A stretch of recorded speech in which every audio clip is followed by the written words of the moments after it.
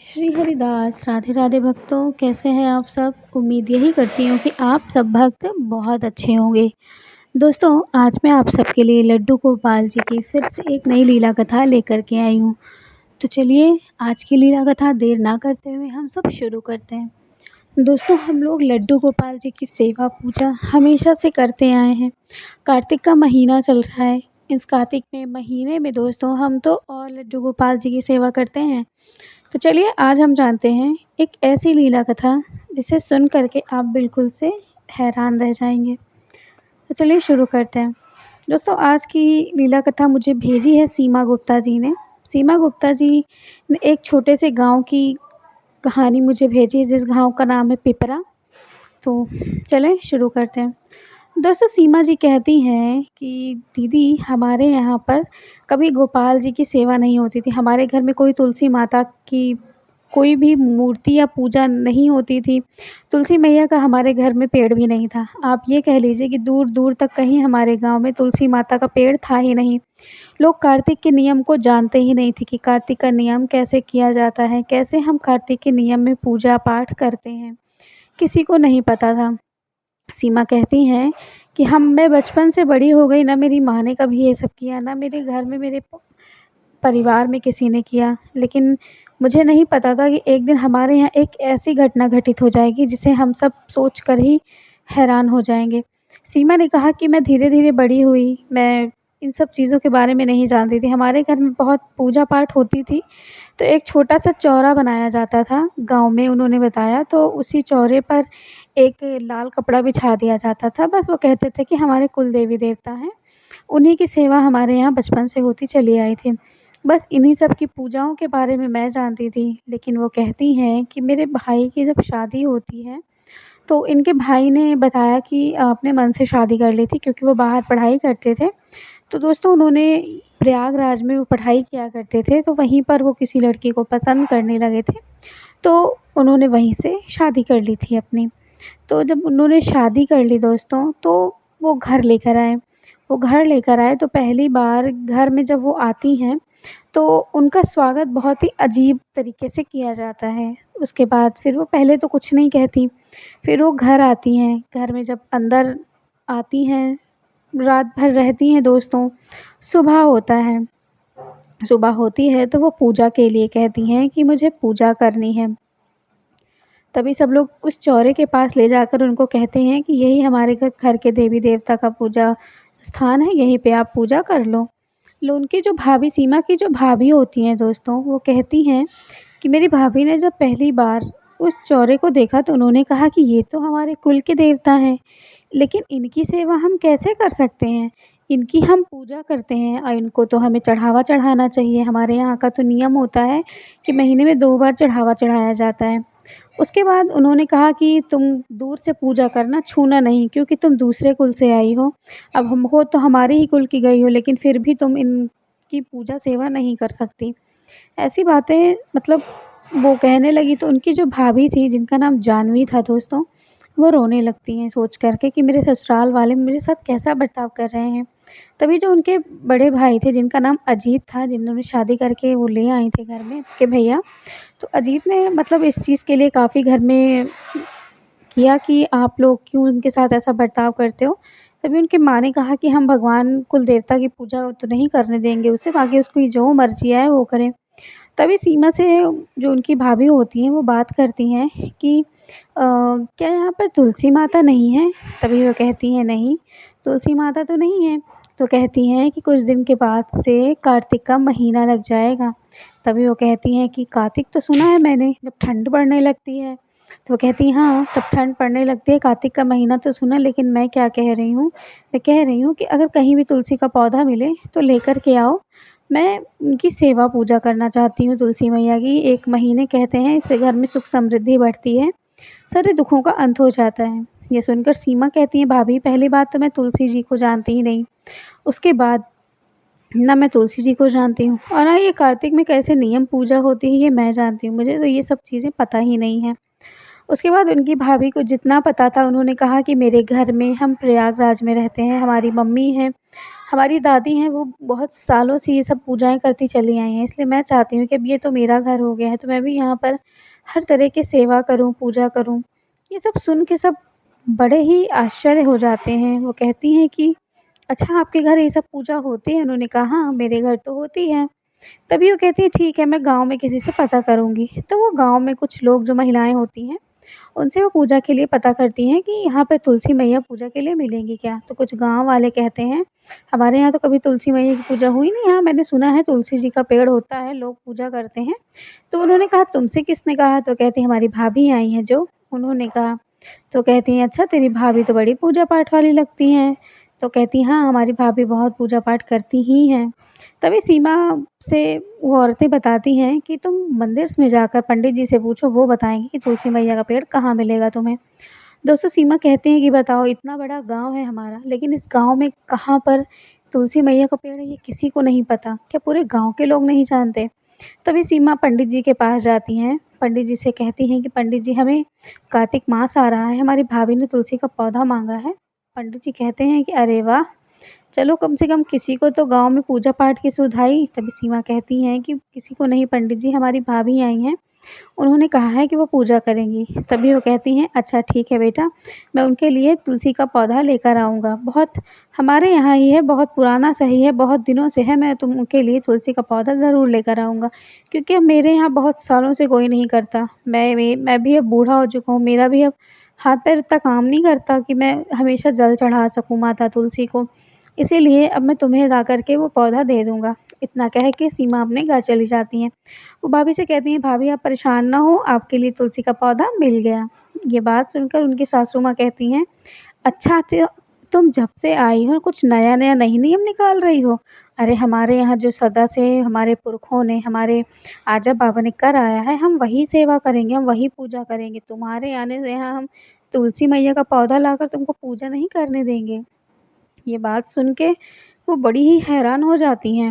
वो कहती हैं कि ऐसा कैसे हो सकता है? कैसे लोग हैं ये भगवान के नाम पर कैसी-कैसी बातें करते हैं। तभी सीमा कहते हैं कि माँ ये हमारे घर की बहू हो गई हैं। अब आप भैया ने भले किसी तरह से इनसे शादी करके लाया हो, लेकिन है तो ये हमारी भाभी ही, आप इन्हें पूजा करने दीजिए।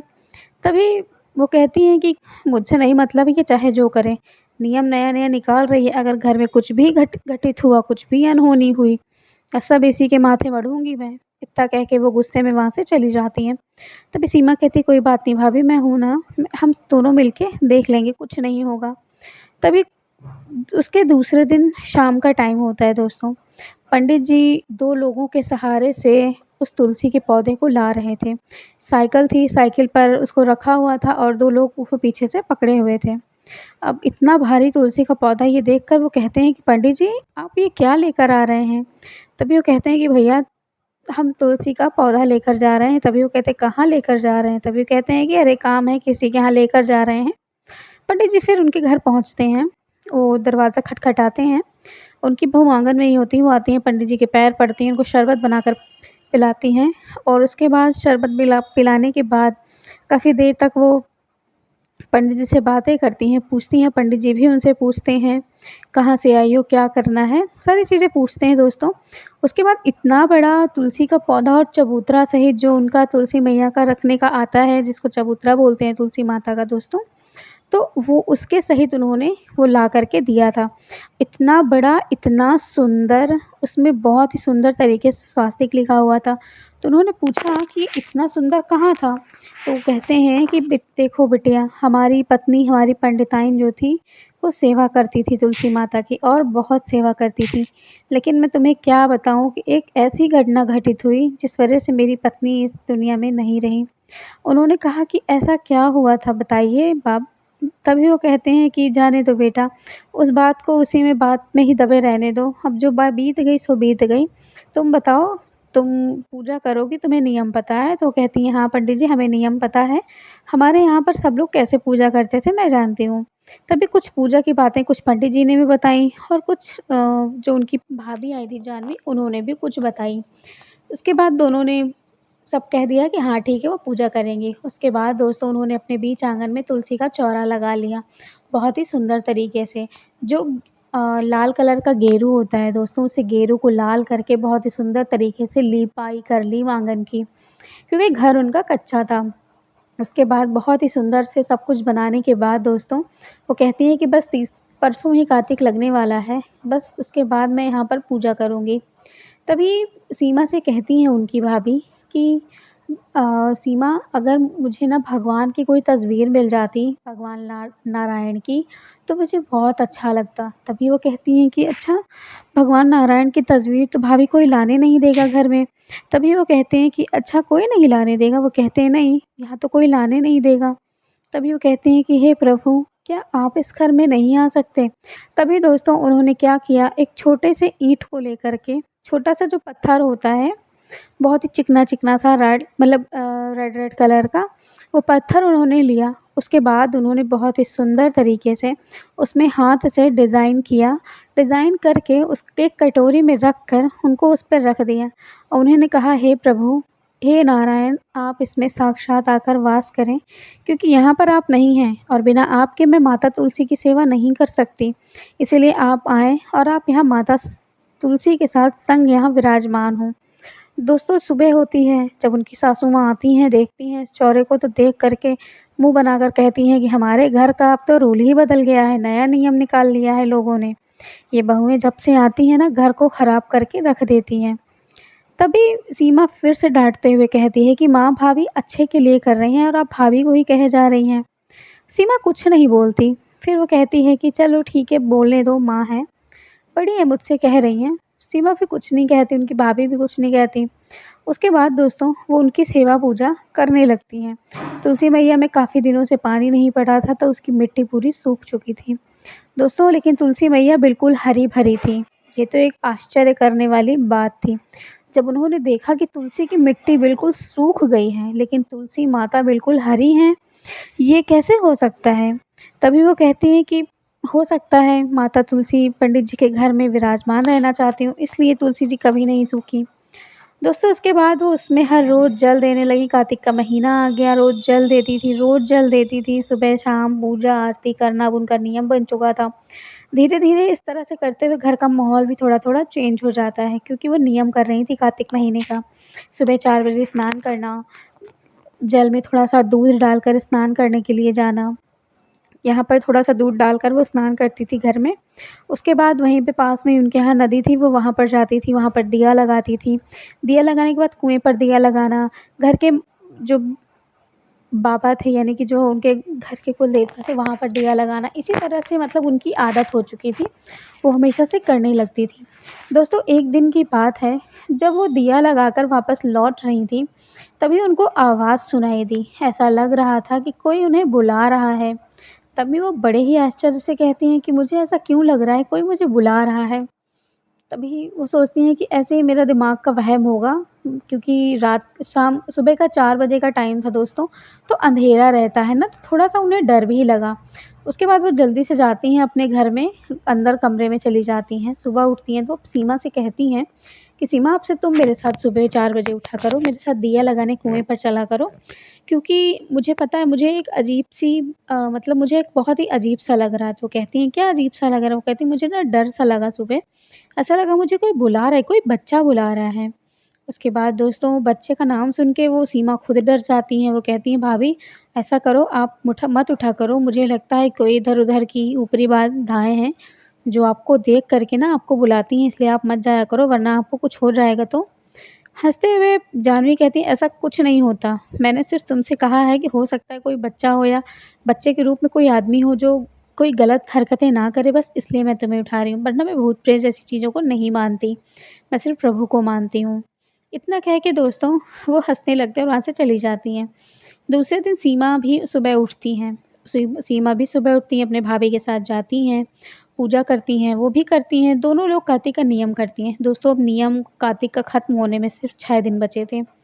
6 दिन बचे थे। आज सुबह से ही जाह्नवी को उस बच्चे की आवाज़ सुनाई दे रही थी।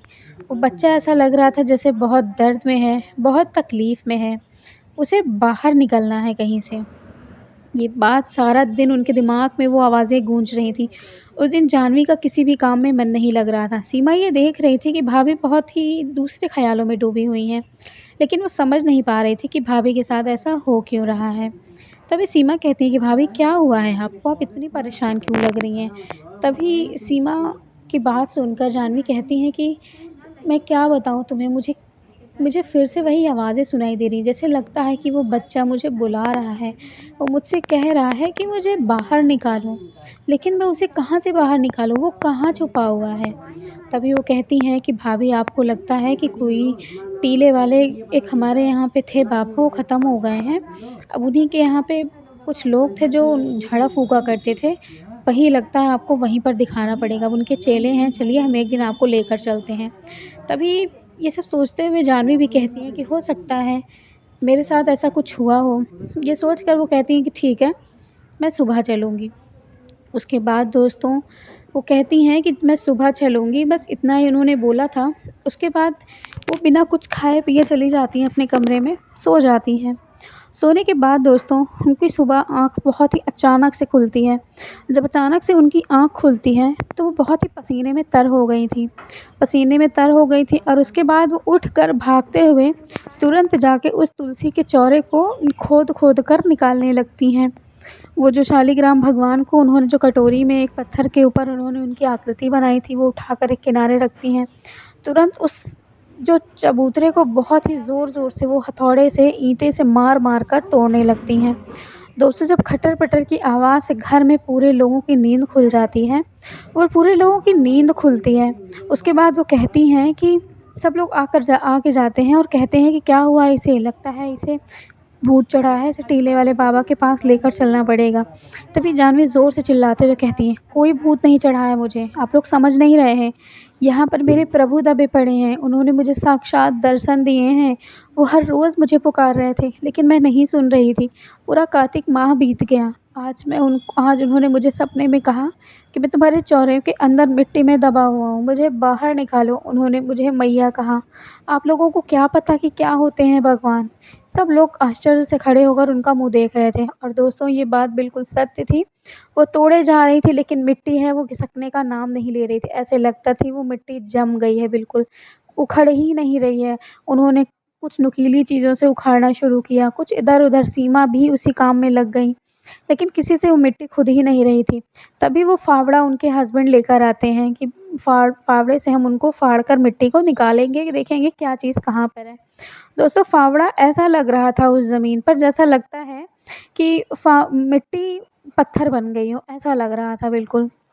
उसके बाद बहुत कोशिश करने के बाद भी वो नहीं रखता, तो लोग कहते हैं कि इसमें पानी डालो, पानी डालने से ये गल जाएगा। तभी दोस्तों पानी लगातार पड़ने के बाद भी वो मिट्टी बिल्कुल गलने का नाम ही नहीं ले रही थी। रात से सुबह हो जाती है दोस्तों, सुबह हो जाती है, सब बहुत परेशान हो जाते हैं। वो कहती हैं कि निकालो, इसी में मेरे कन्हैया, इसी में मेरे माधव हैं। वो निकालने के लिए परेशान बहुत ज़्यादा हो जाती हैं दोस्तों। उसके बाद कहती हैं 7:45 का, दीदी आज भी मुझे वो टाइम याद है। 7:45 का टाइम हो रहा था, दिन था गुरुवार का। हमारे यहाँ हमारे घर पे हमने चूल्हे पर चाय चढ़ाई हुई थी।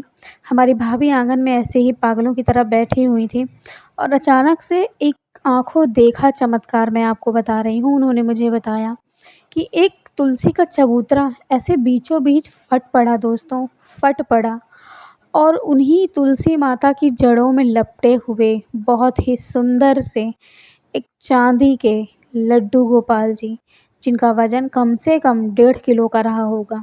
उस चांदी के लड्डू गोपाल जी जो बहुत ही अच्छे और बहुत ही सुंदर लग रहे थे।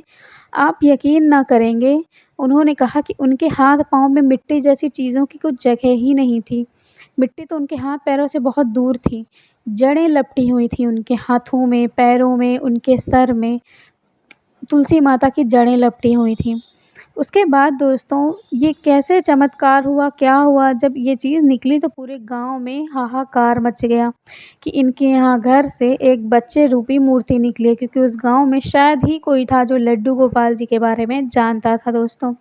उसके बाद ये गाँव में पूरे आग की तरह बात फैल जाती है। ये बात जब पंडित जी के पास पहुँचती है, तो पंडित जी वहाँ से रोते हुए भाग कर आते हैं। जब पंडित जी रोते हुए भाग कर आते हैं और देखते हैं, तो लड्डू गोपाल जी को देख कर के वो फूट-फूट कर रोने लगते हैं। तभी कहते हैं, माधव इस मिट्टी के अंदर क्यों चले गए? अगर आप चले नहीं गए होते, तो आज मेरी पत्नी, मेरी पंडिताइन ज़िंदा होती। आपकी प्रेम और आपके मोह में ही उन्होंने इस दुनिया को त्याग दिया था। तभी सारी बातें मिलकर जाह्नवी और सीमा ने एक-एक बातें बताई कि क्या कैसे-कैसे हुआ, कैसे उन्होंने इसको तोड़ा। तभी पंडित जी ने कहा कि बेटा, मैं आपसे उस दिन कह रहा था ना कि बातें जो बीत गईं सो बीत गईं। तुम्हें पता है मेरी जो पत्नी थी ना, वो ही लड्डू गोपाल जी की खूब सेवा करती थी। उसको भी ऐसा ही सपना आया था कि हम कार्तिक के महीने में लड्डू गोपाल जी की पूजा करेंगे, और उसने लड्डू गोपाल जी को सुबह-सुबह उनके चौरे पर लाकर बैठा दिया था। चौरे पर ले आके बैठाने के बाद दोस्तों, तुलसी माता की वो पूजा करती थी, घूम-घूम कर उनके खूब भजन गाया करती थी, और वो अचानक से अंदर किसी काम के लिए आईं। उसके बाद लड्डू गोपाल जी वहाँ से विलुप्त हो गए। सबने सोचा कि गाँव वालों ने किसी ने चुरा लिया। पूरे गाँव में हमने पूछा, लेकिन गाँव वालों ने कहा कि हम लड्डू गोपाल जी को नहीं जानते। किसने लिया हम ये भी नहीं जानते। ये चाँदी के लड्डू गोपाल जी हमारे पत्नी के नाना जी ने उन्हें दिया था। उन्होंने कहा था कि बड़े ही चमत्कारी लड्डू गोपाल जी हैं, ये बहुत ही सुंदर है, ये कभी काले नहीं पड़ेंगे। और आज तब की उनकी चमक, और आज मेरी पत्नी को मरे हुए कितने साल हो चुके हैं, और तब से आज की इनकी चमक देखो बरकरार है। ये बिल्कुल काले नहीं पड़े, और इनकी जड़ें देखो, माता रानी ने कैसे इनको लपेट कर रखा हुआ है अपने आप से। उसके बाद दोस्तों, ये पूरे गाँव क्या, पूरे शहर ज़िले में लेकर के ये बातें पहुँच चुकी थी, क्योंकि यहाँ पर एक अद्भुत चमत्कार हुआ था। उसके बाद दोस्तों, उन्होंने पंडित जी ने रोते हुए कहा कि बेटा, जिसके कर्म, जिसके भाग्य में इनकी सेवा है, ये ना उनको मिल गया। शायद मेरी पत्नी की उम्र ही इतनी रही होगी। उसके बाद उन्होंने लड्डू गोपाल जी को लेने से मना कर दिया, क्योंकि इन लोगों ने लड्डू गोपाल जी को देने के लिए कहा था। देने के लिए उन्होंने इसलिए कहा था दोस्तों, क्योंकि वो लड्डू गोपाल जी चाँदी के थे। इसलिए उन्होंने कहा कि ये चाँदी के हैं लड्डू गोपाल जी, आप इन्हें ले लीजिए। लेकिन इन्होंने कहा कि नहीं, हम इनको नहीं लेंगे, अब आप लोग ही इनकी सेवा करिए। तो जाह्नवी के ऊपर पंडित जी ने हाथ रख के सर पे कहा कि बेटा, खूब खुश रहो, तुम्हारी ये सेवा का फल है कि तुम्हें यहाँ गोपाल जी मिल गए। उसके बाद दोस्तों, जो उनकी सासू माँ बहुत ज़्यादा उल्टा-सीधा बोला करती थी, ऐसा चमत्कार देखकर अपने बहू से, मतलब वो हैरान रह गईं। उन्होंने बिल्कुल, मतलब खुश हो गईं वो उनके ऊपर। उन्होंने अपनी बहू को गले से लगाया। उन्होंने कहा कि साक्षात ये हमारे घर की माँ लक्ष्मी है, जो हमारे घर में पधारी हैं। तो दोस्तों, इसी तरह से उन्होंने कार्तिक मास का वो पूरा किया। उन्होंने फिर, आज भी सीमा कहती हैं कि आज भी मेरे भाभी के पास वो लड्डू गोपाल जी हैं। अब मेरी शादी हो गई है, मैं अपने ससुराल आ गई हूँ। तो उन्होंने कहा कि कार्तिक का महीना लगा और मैं सेवा कर रही हूँ अपने कान्हा की। अपने घर में मैं माता तुलसी का दिया बाती करती हूँ। तो अचानक से मुझे ये कहानी याद आ गई, तो मुझे लगा कि मैं आपके चैनल के उन्होंने ये भी बताया दोस्तों कि और भी चैनल्स में उन्होंने अपनी ये कहानी भेजी थी, लेकिन शायद किसी कारणवश उन्होंने ये कहानी अपनी नहीं डाली। तो उन्होंने कहा कि दीदी, आपने ये कहानी आप मेरे अपने चैनल पर डालिए। तो धन्यवाद सीमा जी, आपने मुझसे इतनी अच्छी कथा शेयर करने के लिए, जो आपने मुझसे शेयर करी, आपका बहुत-बहुत धन्यवाद। तो चलिए दोस्तों, आपको सीमा जी की कथा कैसी लगी मुझे ज़रूर बताएँ। आपके पास भी लड्डू गोपाल जी की कोई भी कहानी हो, तो आप मुझसे ज़रूर शेयर करें मेरा इंस्टाग्राम आईडी पर।